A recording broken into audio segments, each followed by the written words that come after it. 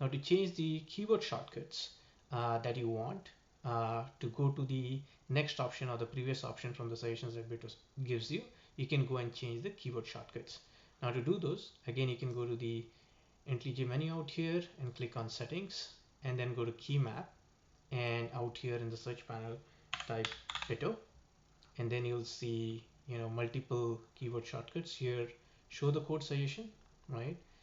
Go to the next code suggestions and the previous code suggestion. The same thing can be achieved by going to settings out here, through the gear icon, then to the key map, and then typing Bito.